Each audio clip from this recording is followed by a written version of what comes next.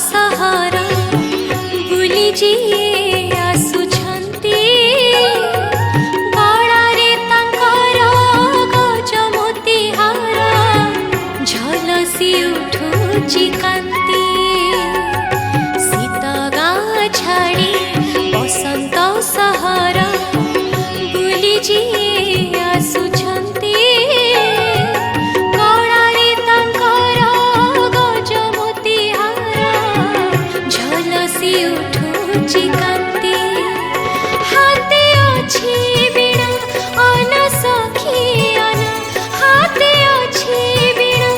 अन सखी अन से मो माँ सरस्वती से मो माँ सरस्वती से मो माँ सरस्वती।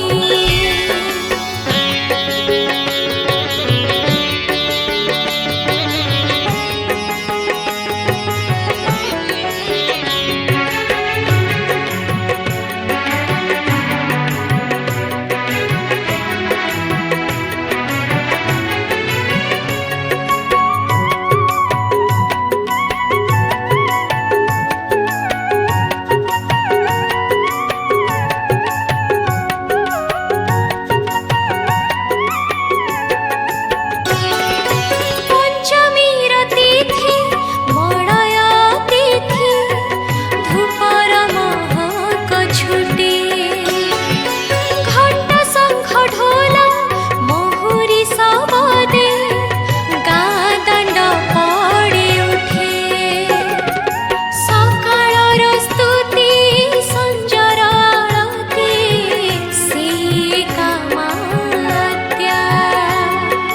विषकुहुड़ी रे विश्वासर वाणी अविद्या संसार विद्या धड़ा पदुआरे धड़ा साड़ी पिंधि धड़ा पदुआरे धड़ा साड़ी पिंधि बसी जी हसुछंती से मो माँ सरस्वती से मो माँ सरस्वती।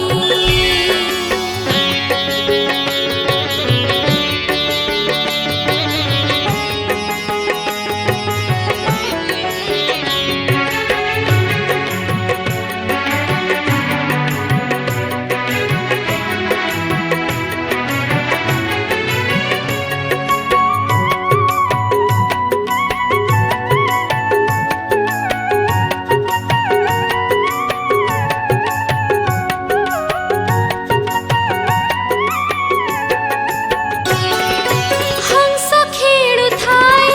चिलिका जलरे हंसाणी दिसंती हंस उड़ी गले जीव पर मोर हेउथाए भेटा भेटी हंस वाहन रे आसिछंती माँ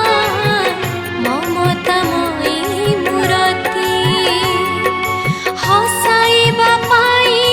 जगत भगते अभय बरसुछंती त्रिशूल खड्ग हाते धरी जे त्रिशूल खड्ग हाते धरी जे रिपुबाण